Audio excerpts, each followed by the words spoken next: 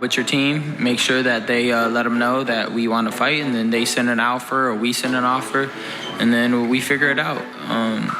I can't really I can't really explain it perfectly because that's something that Lupe or Golden Boy would have to try to work out.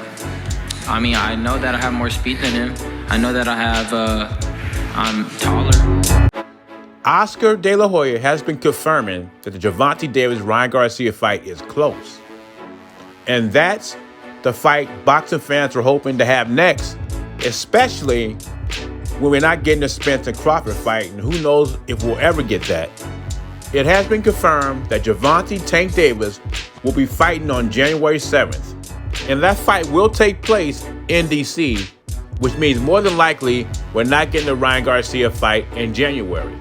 So if it's not Ryan Garcia, who is Tank Davis going to fight? That's the million-dollar question. I just hope it's not a Rolly Romero rematch, Abner Mares. If I had to take a guess, I would think would be Isaac Cruz, Gervonta Davis Part 2. Because if it was Ryan Garcia, that is a huge fight. I think that fight would take place in Las Vegas, Los Angeles, something like that. Not Washington, D.C., close to the area where Gervonta Davis is from. We know one thing for sure. It's not going to be the elite opponent at 135 as Mayweather continues to protect Tank. And people be telling me Tank is the best at 135. And he might be. But I need proof. Talk is cheap. So if I had to take an educated guess who Tank Davis is going to fight, like I said before, I hope it's not Abner Mares. I would think it's going to be Isaac Cruz or Hector Luis Garcia, who got an upset victory over Chris Colbert. Another key factor of knowing what Tank Davis' opponents are going to be, we know one thing about his opponents. The last 9 opponents he has faced have been Latino. So I don't expect anything different on January 7th. I just think the level of competition Tank is facing is not allowing Tank to be the fighter he can be. And in the long run, this can hurt Tank Davis when he faces elite competition. Tank is a grown man. Mayweather needs to stop feeding him that baby food. There's always been, though, I don't think I can retire today because I need that Joshua fight. We have been trying to make that fight for years, right? Why do you need that fight? Because it's the fight that people want to see. It's the fight that I want to see as a boxing fan.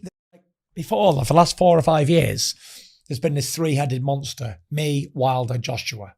Joshua and Wilder have been slain. I think it would be an absolute dying travesty if me and Joshua didn't fight in this era. We've already seen big heavyweights that didn't fight before, like Mike Tyson versus Riddick Bowe, Lennox Lewis and Bowe. What Fury should be saying is, I need that Usyk fight before I retire. No, he didn't say that because obviously that's not the fight he wants. He said he can't retire because he needs the Joshua fight. Needs it. And from what the IBF is saying, Tyson Fury may get a little break from Usyk. Who knows what Usyk's going to do. But for right now, the IBF has made Horgovic Usyk's mandatory challenger, and that's the fight he has to do next.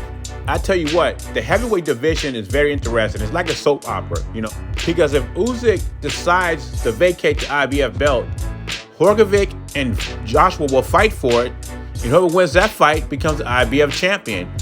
Then we're kind of back to where we were. We were close to having an undisputed fight between Fury and Usyk, and then now we got 3 champions again. So the division is waiting to see what Usyk's going to do. Is he going to fight Horgovic, or is he going to vacate? And when it comes to Fury's bipolar ass, and Frank Warren, talk about capping, those guys are master cappers. Remember Tyson Fury and Frank Warren said they're done with Anthony Joshua. Now, a couple of weeks later, Tyson Fury cannot quit the sport without fighting Anthony Joshua. And there's a couple of reasons, at least I think there's a couple of reasons behind that. The first reason to me is money. That's too much money to leave on the table. You talk about hundreds of millions of dollars leaving on the table.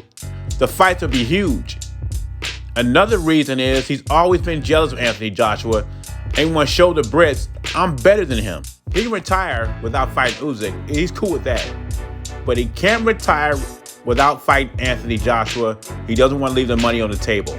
Personally, I want to see Fury and Usyk. But it seems like now with the mandatory and how Tyson Fury's talking, we're getting further away from that. Anyway, leave your thoughts and comments below. JBZ, I'm gone.